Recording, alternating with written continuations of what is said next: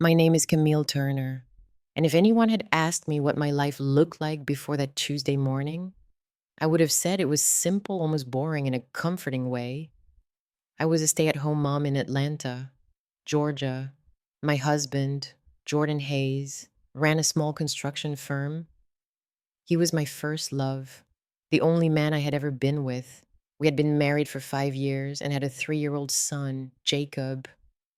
My whole world, since Jacob was born, I quit my job to stay home with him, manage the house, and keep everything running so Jordan could focus entirely on building his company. He handled all the finances. I never questioned him. He said the firm was still new, every profit had to be reinvested, and that savings could wait until later. I believed him. I believed everything he said. Jordan always left early, came home late, and even on weekends he was meeting clients or closing deals. I used to feel sorry for how hard he worked, so I never complained. And when the stress made him snap at me sometimes, I stayed quiet. I thought that's what good wives did. Every marriage had ups and downs, right? That Tuesday morning, sunlight drifted softly through the kitchen window. I made Jacob breakfast and tidied up the house like any other day. While cleaning the counter, I spotted the Mega Millions ticket I had bought the day before.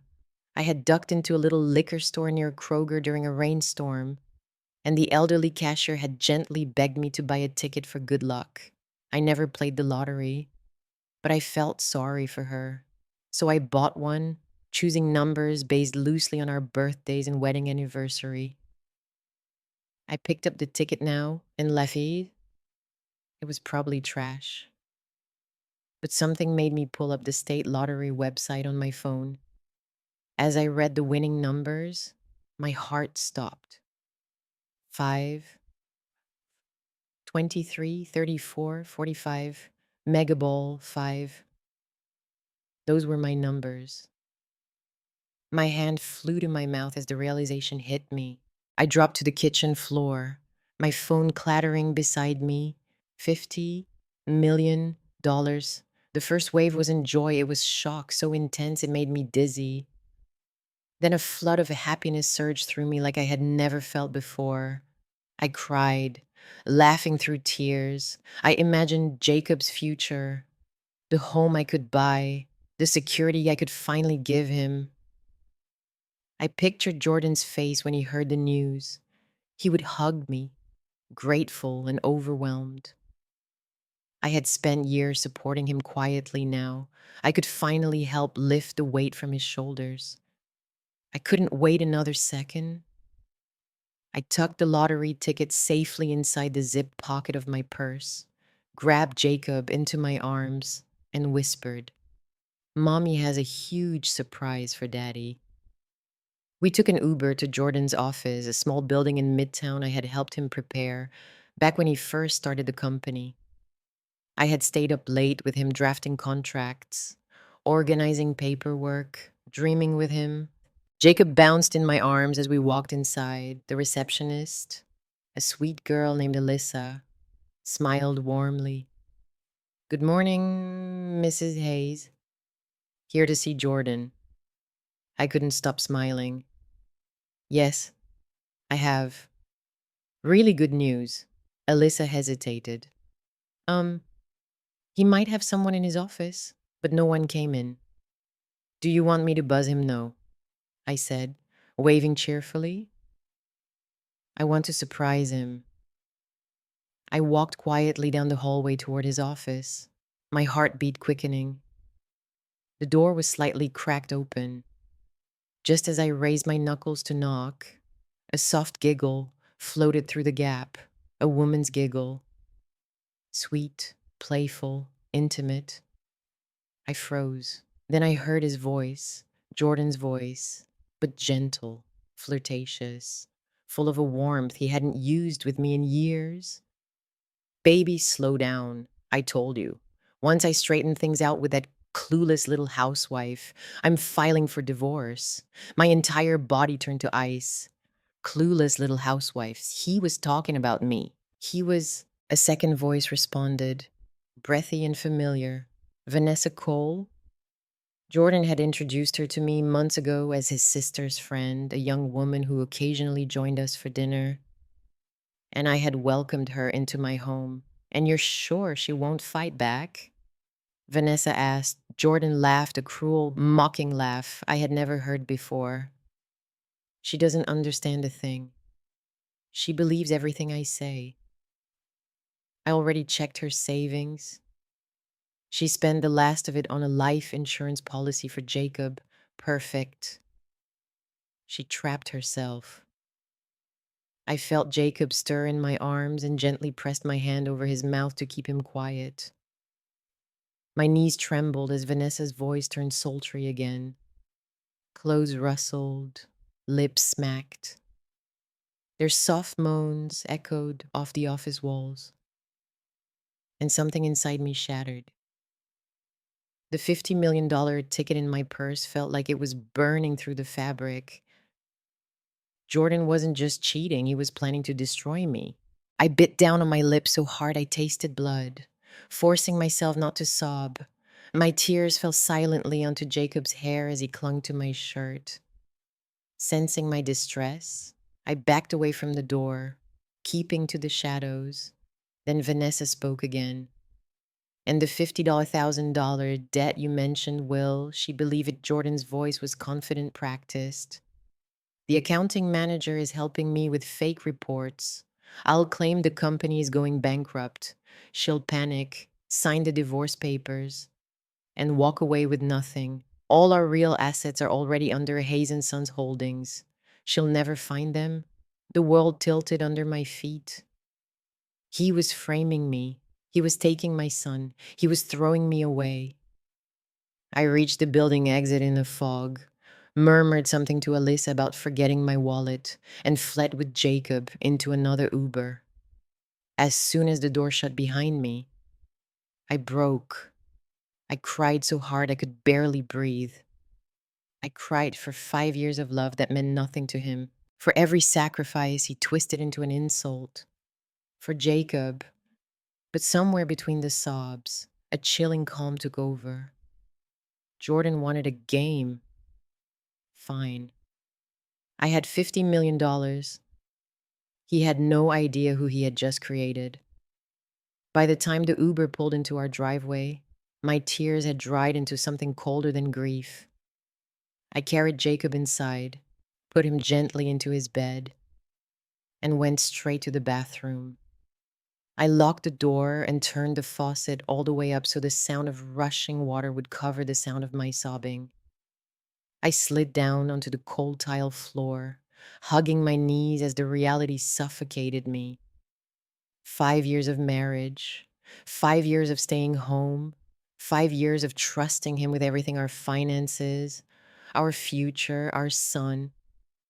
And all along, Jordan Hayes, the man I thought was my partner, saw me as nothing but a burden, a gullible, useless woman he could discard whenever he wanted. My tears slowed as another thought struck me. If I hadn't won the lottery today, if I hadn't gone to his office at that exact moment, what would have happened? Jordan would have taken me to court with his fabricated debt, claimed bankruptcy, pushed me out with nothing, and then ripped Jacob out of my arms. The realization didn't just hurt. It ignited something fierce and unwavering inside me. Hatred, not the wild, destructive kind, but the cold, calculating kind that sharpens you into someone you never knew you could be. I stood up and stared at myself in the mirror. My hair was a mess, my eyes were swollen, and my face looked ghostly pale. This wasn't the Camille Turner I knew. She was gone. Left behind in Jordan Hayes' office the moment she heard him say, "If I want him later, I'll take him." He was talking about Jacob, his own son, like property. I pressed my hand flat against the counter and made myself a promise. Jordan Hayes would never get his hands on my child, and he would never see a penny of my money. The $50 million ticket wasn't a blessing anymore, it was my weapon. But I needed a plan, a precise one, a safe one. Something that would protect Jacob, protect the money, and give me the time I needed to gather evidence against him. One thing was clear: I couldn't claim the lottery prize in my own name. Not yet. Not until I was completely free. There was only one person I trusted enough: my mother, Marie Turner, a woman who had spent her life working double shifts, who never complained, who had protected me even when we had nothing. My father, Harold, was kind but too talkative. He would accidentally brag to neighbors, and news would spread like wildfire. But my mother, she was a Volt, silent, loyal, smart, and tough as steel. The plan formed quickly. I needed to get out of Atlanta before Jordan noticed anything different about me. I needed time and distance to move the money safely. That night, after I put Jacob to sleep, Jordan finally came home. He tossed his briefcase on the couch, loosened his tie dramatically, and sighed like the world was crushing him. "I've had a hell of a day," he muttered. "Is dinner ready?" His voice alone made my stomach twist, but I swallowed the dread and forced myself to play the role he expected: the weak, clueless little housewife. "Yes," I murmured, "it's ready. You should shower first." He glanced at me, eyes narrowing when he noticed my swollen eyes. "What's wrong with you? Have you been crying?" My heart leapt, but I kept my voice soft. "I think I'm getting sick. I've felt awful all afternoon. I was thinking maybe Jacob and I could go stay with my mom in Jacksonville for a few days. Fresh air might help." I watched his reaction closely. If he refused, it meant he still needed to monitor me. If he agreed, it meant he thought I was fully under his control. He frowned, thinking for a moment. Then he shrugged. "Yeah, sure. Go ahead. Rest. I'm too busy to take you anywhere anyway." He reached into his wallet and pulled out $100 bill. "Here, get whatever you need." He didn't know that I had $36 million waiting for me. But I took the bill anyway and thanked him softly because the role required it. The next morning, Jacob and I took a Greyhound bus to my parents' small home in rural Florida. 3 hours away, but it might as well have been another universe. When my mother opened the door and saw me standing there with Jacob on my hip, she immediately knew something was wrong. She wrapped her arms around me before I could even open my mouth. That night, after Jacob fell asleep and my father went to a neighbor's cookout, I sat with my mother in the quiet kitchen, the same kitchen where I had eaten cereal before school, where she used to braid my hair, where she had cried alone many nights without ever telling me why. I fell to my knees at her feet and told her everything: Jordan's affair, his cruelty, his plan to bankrupt me, his intention to take Jacob. Every vile word I had heard through that office door. My mother stared at me, horrified.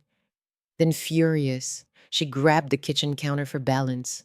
"That man," she whispered, "that man is evil." "I know," I sobbed. "Mom, I need your help. I can't claim the lottery prize. Jordan will take it. He'll take Jacob. Please, please, I need you to claim it for me." I handed her the lottery ticket wrapped in a folded paper towel.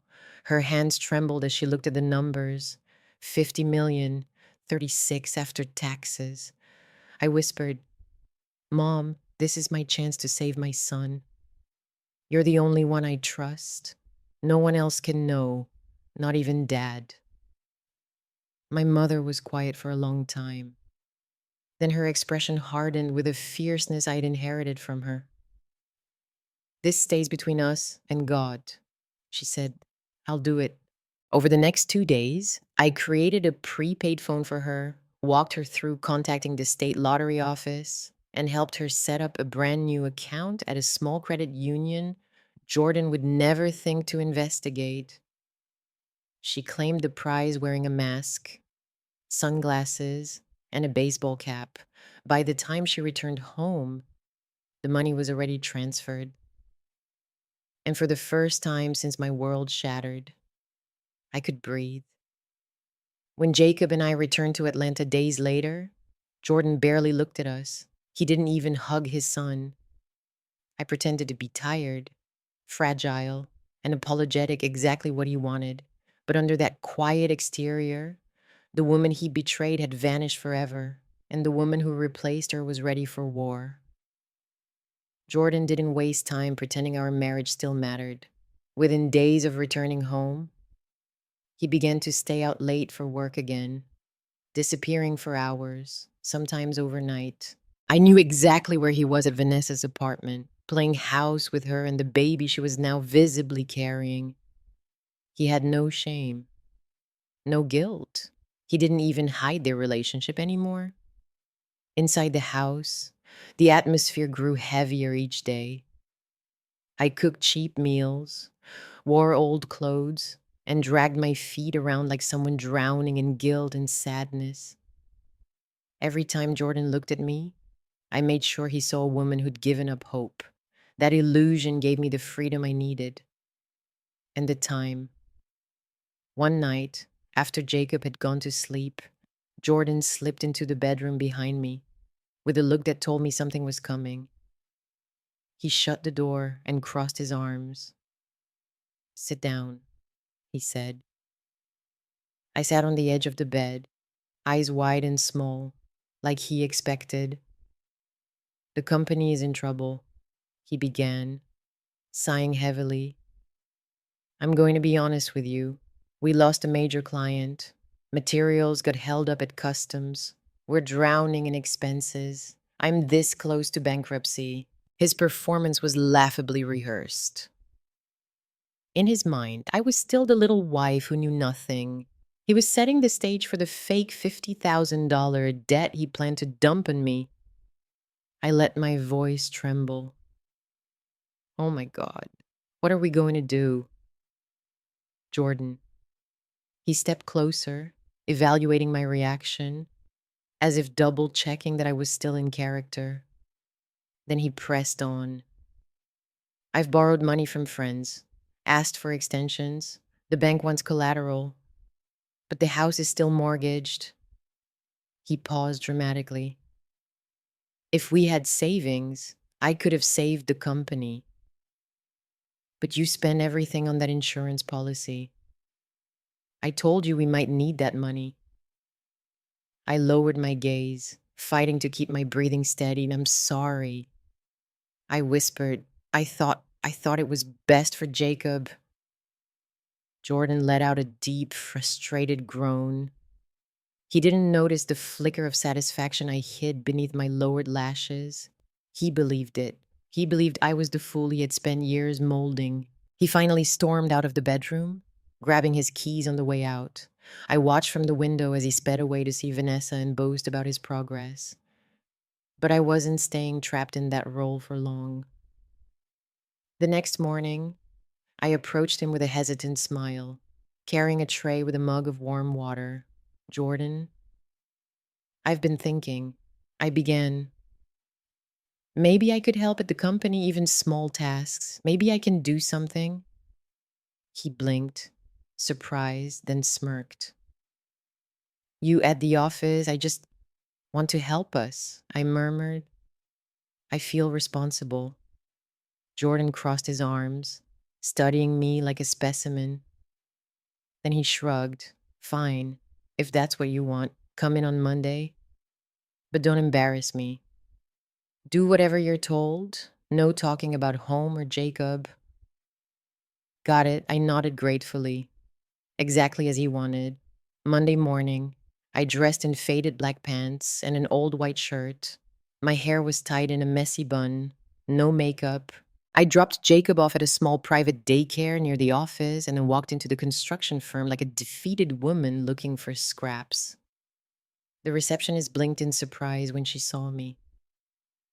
"Mrs. Hayes, you're working here now," I offered a shy smile. Just helping out a bit. Jordan chose that moment to step out of his office with Vanessa right behind him. She wore a fitted burgundy dress, perfectly styled hair, flawless makeup, and a smug expression. Everything about her screamed confidence and victory. Jordan clapped his hands to get the staff's attention. Everyone, this is Camille, my wife. As you know, our company's been going through some difficulties. Camille offered to help out around the office. She'll be doing tasks like making copies, serving coffee, and keeping the place tidy. If you need anything, ask her. A hush fell over the room. Pity, curiosity, whispered gossip. I could feel every stare like a needle prick. Vanessa stepped toward me, her lips curving in a predator's smile. Hi, Camille. I'm Vanessa, the director's assistant. If you're confused, feel free to ask me. I'll show you the ropes. She emphasized assistant with pride, the way someone flaunts a stolen crown. I nodded silently, keeping my face blank and humble. My new routine began. I arrived before anyone else, cleaned desks, emptied bins, and filled the water coolers. I made coffee for Vanessa and Jordan first, just like they wanted. Sometimes she snapped her fingers at me. Sometimes she accidentally spilled things just so I would have to clean them. Jordan would walk past me without a word, or worse, correct me in front of others like I was a slow intern. But every humiliation, every condescending glance, every smirk fueled me, because while they were celebrating their little victory, I was watching, I was listening, and I was planning. I made it my mission to get close to Mrs. Ellen Crawford, the head accountant. She was stern, quiet, and clearly irritated by Vanessa's constant demands and Jordan's arrogance, as she had been with the company longer than anyone else. And if Jordan had a secret, I was sure it passed through her hands. Each morning, I quietly left a cup of herbal tea on her desk. She never said much, but she always accepted it. At lunchtime, when other employees went out, I stayed behind with my simple Tupperware. Mrs. Crawford often stayed too. Slowly, gently, I made conversation, never asking anything suspicious, just letting her see me as a harmless, overwhelmed mother trying her best. Then one afternoon, fate intervened. Jordan and Vanessa were arguing in his office, their voices carried down the hallway. Everyone ignored it, pretending not to hear. But I could see Mrs. Crawford's eyes twitch with frustration. And suddenly, I understood something important. She didn't like them, she didn't respect them, and she definitely didn't trust them. She would never help them willingly, but she might help me without meaning to. All I needed was one chance, one moment alone with her computer, one opportunity to find the truth Jordan thought he had buried. And I wasn't going to waste it. Jordan and Vanessa continued their little power show each day, laughing behind closed doors, whispering in hallways, acting like they were untouchable. I pretended not to notice, walking around with my cleaning cart and avoiding eye contact. That was the version of me they needed to believe in. But beneath the quiet, I was waiting for the perfect moment. It came on a Thursday afternoon. Most employees had already gone out to lunch. The office was unusually quiet, with only me and Mrs. Ellen Crawford still inside. She was eating her microwaved leftovers, squinting at a spreadsheet on her computer. The numbers must have been stressful. She sighed several times. When she stepped away to heat her coffee, her computer screen glowed with a file name that made my breath catch. Goldmine, XLSX, not budget, not expense report, not monthly operations. Goldmine. That wasn't the name of a file someone accidentally created. That was the name of something someone was trying to hide in plain sight. Without overthinking, I slid into her chair and opened the file. My pulse thudded in my ears. Rows upon rows of transactions appeared. Real contracts, real revenue, bank transfers, Assets funneled into an LLC I knew well, Hayes and Sons Holdings, Jordan Shell Company. The numbers told the whole truth. Jordan wasn't losing money. He wasn't close to bankruptcy.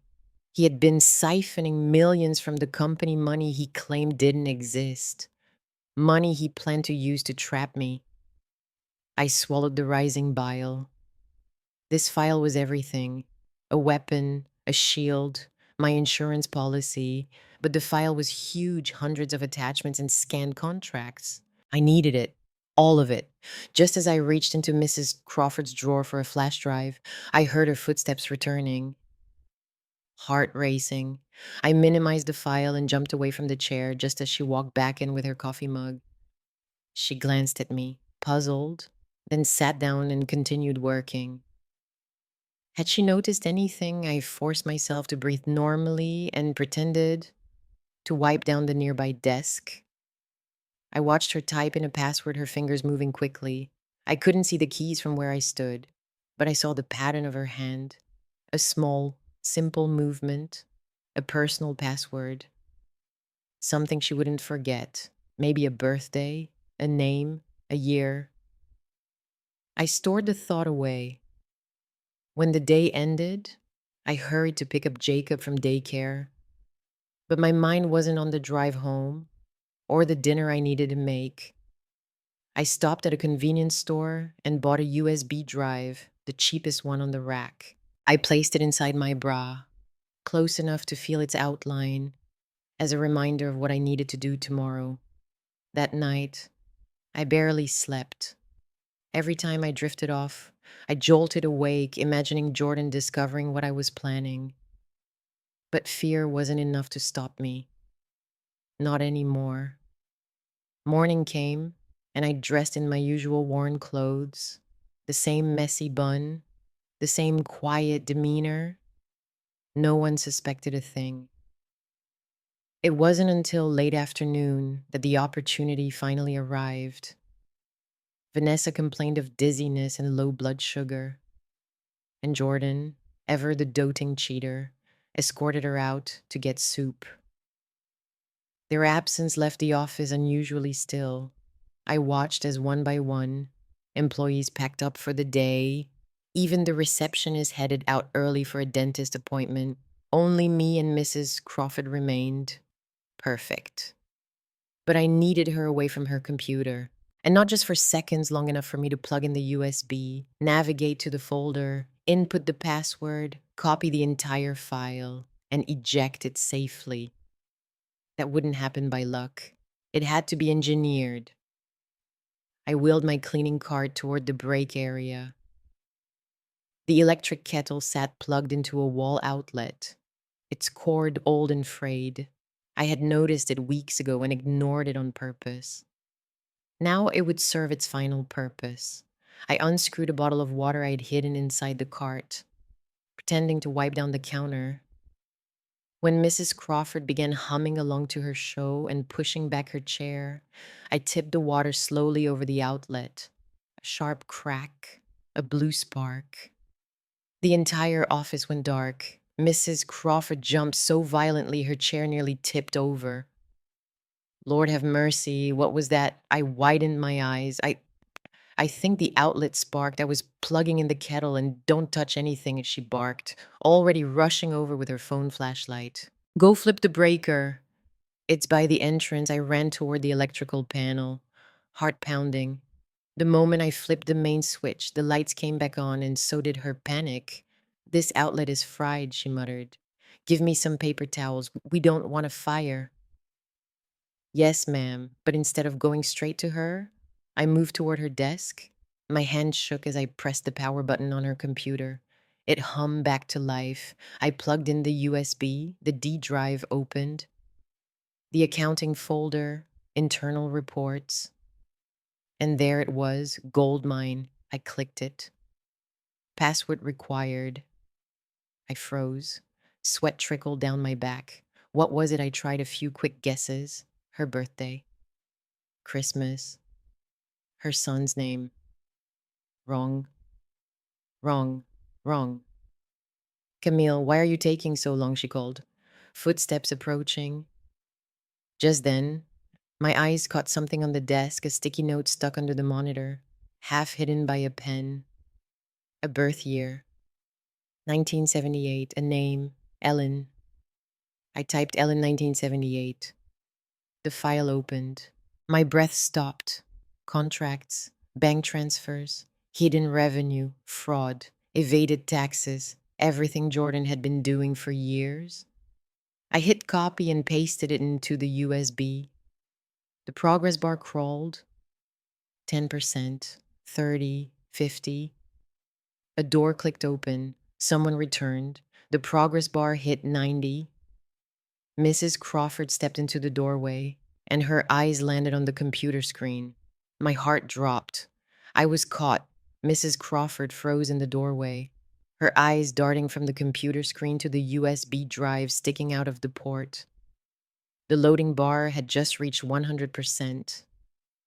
Complete. For a moment, neither of us moved. The office seemed unnaturally silent. No printers, no phones, no typing. Just the persistent hum of the fluorescent lights flickering back on after the outage. Her voice came out low and tense. Camille, what exactly do you think you're doing?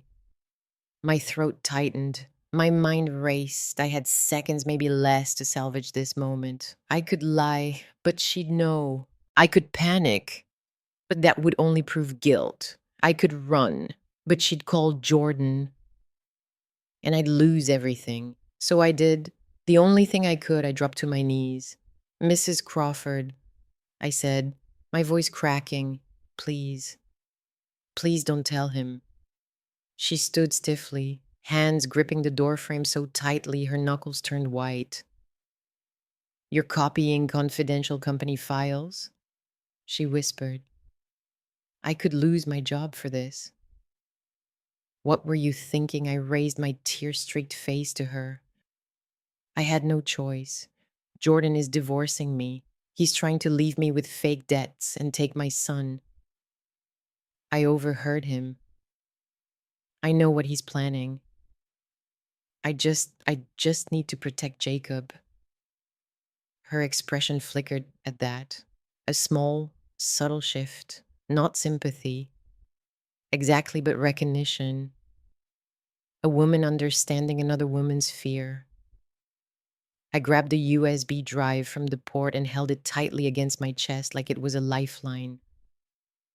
I'm begging you, please, I whispered. He'll ruin me. He'll take my boy. I'm not doing this to hurt the company. I'm doing it to save myself. Mrs. Crawford slowly closed the door behind her, shutting us inside the room. Then she walked toward me, her voice dropping to a low mutter. I should call security, she said, though there was no conviction in her tone. I should report this, but you won't, I said quietly. She shot me a sharp look. You don't know what I will or won't do. I swallowed hard. You're a mother, aren't you? Her jaw clenched. Yes, then you understand. She exhaled long, shaky, conflicted. Then, to my shock, she reached down and took the USB drive from my hand. I thought she was going to confiscate it, erase it, expose me. But instead, she pressed it back into my palm. Take it, she said firmly. And listen to me carefully. Pretend I didn't see anything. Pretend I never came back in this room. I stared at her, shocked. Why would you do that for me, Mrs.? Crawford straightened her blazer and glanced toward Jordan's office, her expression tightening with quiet resentment. I've worked for this company for 12 years. I saw Jordan when he was still decent. Then I watched him turn into a liar, a bully, and a manipulator. He uses everyone.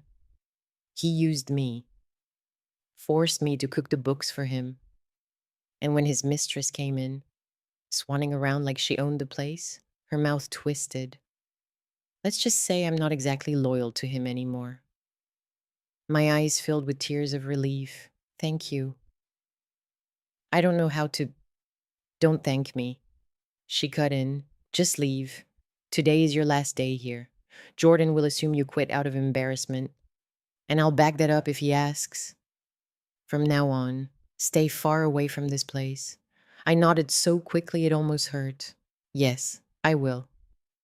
Good, she said, folding her arms. And Camille, yes. Her voice softened, just barely. Use that wisely. Don't let him know you have it until you're ready. If he finds out, he'll tear your life apart. I understood. I wouldn't make a single move until the timing was perfect. I slipped the USB into my bra, grabbed my cleaning cart, and walked out of the office on trembling legs. When I reached the elevator, I didn't cry. I didn't shake. I simply exhaled, long and slow, as if releasing years of fear.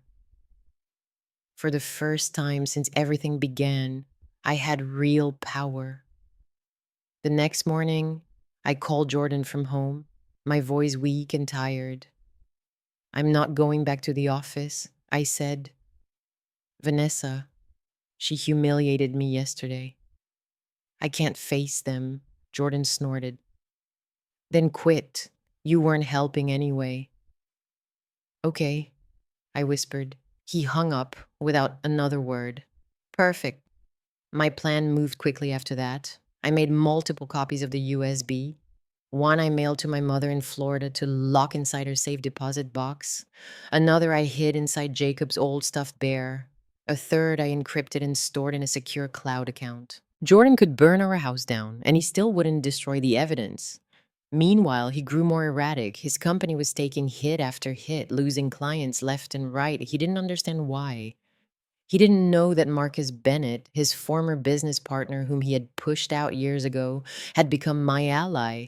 I'd hired a private investigator to find Marcus. And everything Jordan had done to him spilled out fraud, deceit, betrayal. Marcus had been left with a ruined reputation and a failing workshop. When I met him, he looked like a man who had lost everything. But underneath the exhaustion was a fire I recognized, a fire I shared. I told him the truth, how Jordan had betrayed me, how he planned to steal everything from me, how he intended to take my son. Then I slid the folder of evidence toward him. Marcus opened it, and the look that spread across his face was a mix of shock, rage, and dark satisfaction. This, this is enough to bury him, he whispered. I know, I said, but I don't just want to bury him. I want to take everything he took from us. I didn't mention the $36 million. He didn't need to know, but I offered him something else: funding, resources, a chance to rise from the ashes and burn Jordan's empire to the ground. He agreed. We formed Phoenix Dynamics, a direct competitor with cleaner books, better partnerships, and ethics Jordan could never match. With my investment and Marcus's technical expertise, we became the storm Jordan never saw coming. Within months, Jordan's company was bleeding clients, suppliers cut ties, investors walked away. He borrowed from dangerous people, fought with Vanessa constantly, and spiraled into desperation. And I watched all of it from the safety of my new condo overlooking the Chattahoochee River. He had no idea that the woman he once called clueless was now the architect of his downfall. And the worst part for him, the fall was only beginning. Phoenix Dynamics grew faster than even Marcus expected. He worked like a resurrected man, driven, determined, fueled by a hunger for justice that matched my own. Every week, he sent me updates, new contracts, new partnerships, new clients defecting from Jordan's company. I read every report with cold satisfaction. Jordan had no idea who was backing Phoenix, and he would never suspect me not the timid stay-at-home mom he had dismissed as a burden. 6 months after our partnership began, the collapse of Hayes Construction Solutions hit the local news. Bankruptcy filings, supplier disputes, employee walkouts, a flood of lawsuits. Even Vanessa, now visibly pregnant, couldn't hide the chaos. Her social media went from glamorous selfies to silence. Jordan had created a pit for me. He was the one who fell into it. But even in ruin, he was predictable. He wasn't going to stay quiet. He wasn't going to disappear. Men like him never did. He found a way back into my life just when I thought I had created enough distance. And it came through the one person I never wanted pulled into this, my father. My dad, proud of my sudden success, even though he didn't know the real source, talked too freely at the local barber shop. He bragged about my condo, my car, my business ventures, the way I had turned my life around after divorcing Jordan. Word spread. A distant cousin of Jordan's overheard the conversation, then mentioned it to someone else. In small southern communities, gossip travels faster than fire. The news reached Jordan, and then he found my building. One rainy afternoon, I was coming back from Jacob's daycare, juggling his Spider-Man backpack and a grocery bag. I entered the luxury condo lobby, shaking off the drizzle. The lobby smelled of lemon polish and fresh lilies, clean, warm, safe. Then the elevator doors slid open and I froze. Jordan stepped out. But this was not the Jordan I had married. Not the confident businessman who swaggered into rooms with expensive suits and cologne. This Jordan was gaunt, unshaven. His clothes hung off him. His eyes were sunken with desperation. He stared at me, then at the elegant marble lobby behind me. His face twisted. You, he hissed. You live here. I tightened my grip on Jacob. Why are you here? Jordan. He looked around as if he couldn't believe what he was seeing. How did you afford this? You were broke. You had nothing. Where did this money come from? His voice rose with each question, attracting glances from the concierge. I straightened my shoulders. What I have now isn't your business. We're divorced. Jordan stepped closer, rainwater dripping from his hair. You tricked me. He spat. You had money hidden. I didn't hide anything from you. I said calmly. I survived without you. That's all. The calmness enraged him. He grabbed my arm so fast I didn't have time to pull away. The concierge rushed toward us, but Jordan tightened his grip. Tell me where the money came from. He growled through his teeth. Tell me right now. Jacob burst into tears, burying his face in my shoulder. I glared at Jordan, filled with disgust. Let go of me. You owe me, he shouted. I lost everything trying to save that company while you... This was the moment I had been waiting for. The moment to tell him the truth. I leaned in just a little, lowering my voice so only he could hear me. I won the lottery. Jordan, he froze. What I spoke slowly, letting each word cut through him. The mega millions, $50 million. I won it the day I walked into your office to surprise you and heard you with Vanessa. His mouth fell open.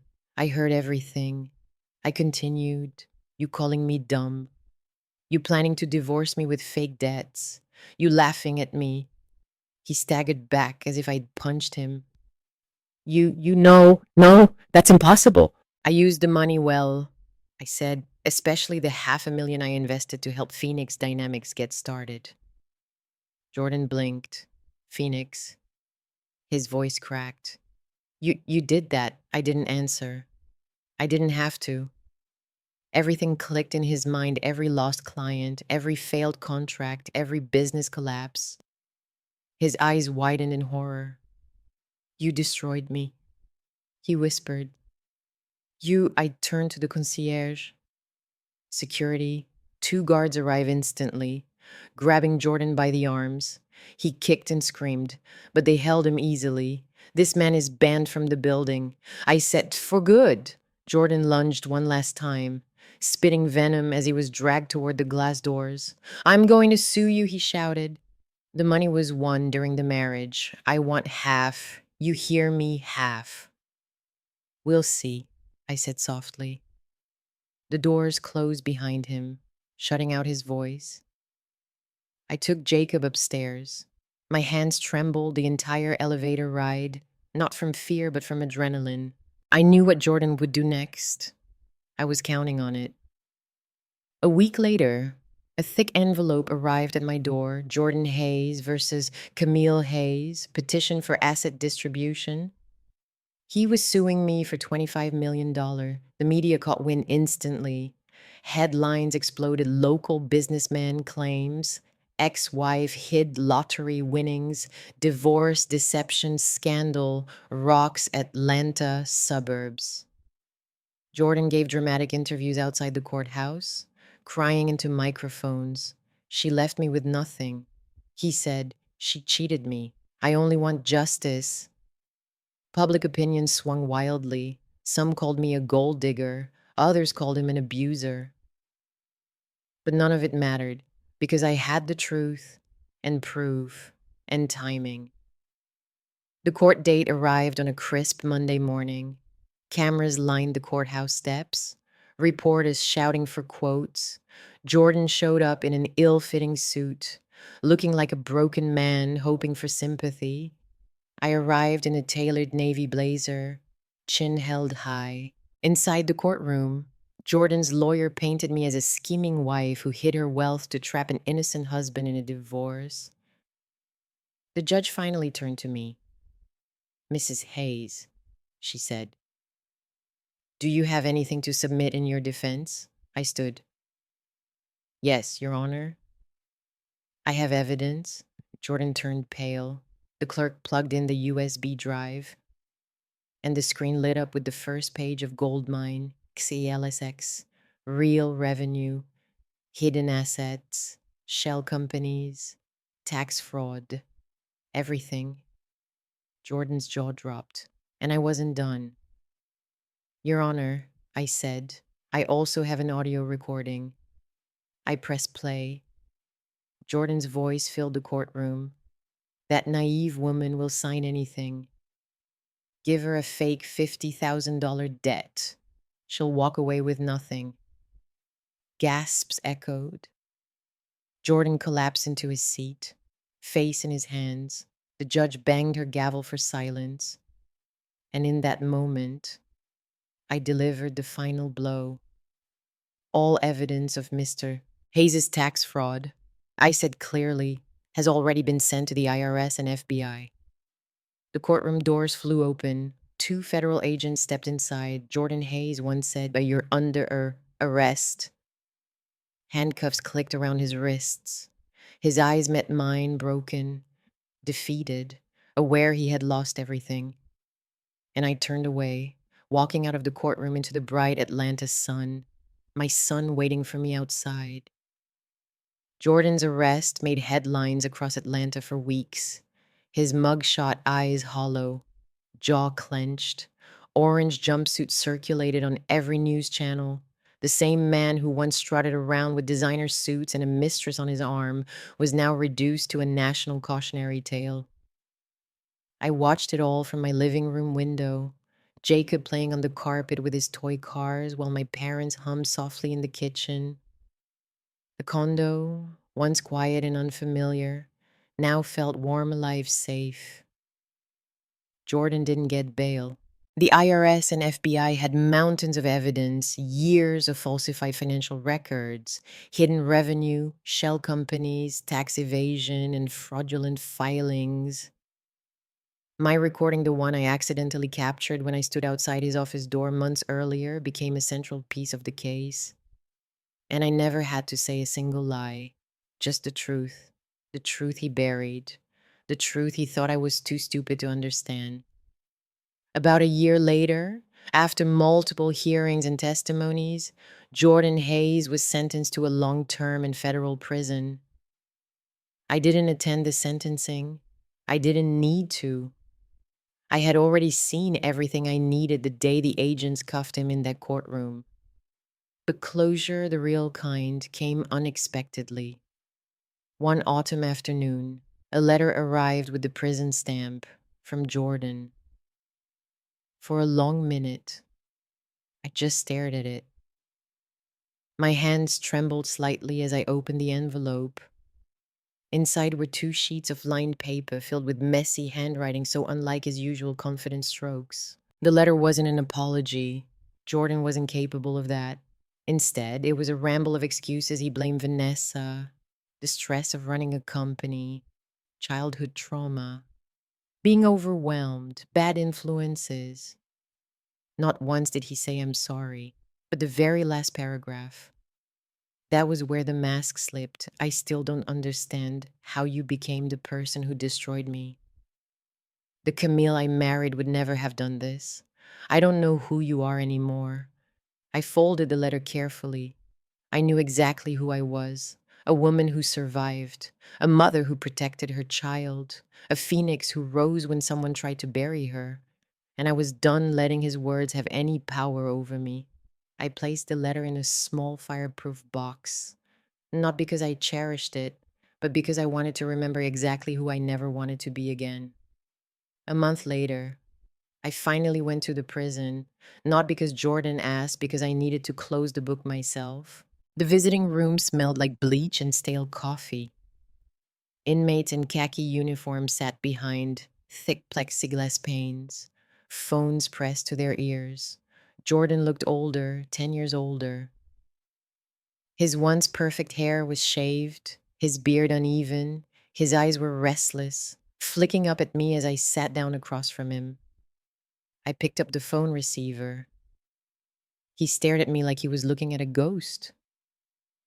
Why are you here? He muttered. To tell you one thing, I said. He leaned forward despite himself, searching for any trace of the woman he once controlled. You didn't lose because of me, I said. You lost because you underestimated me, because your greed blinded you, because you thought I was weak. His lips parted, but no sound came out. And Jordan, I continued, Phoenix Dynamics, the company that crushed yours, the one you blame for everything. I paused. I'm the one who funded it. I'm the majority owner. His face drained of color.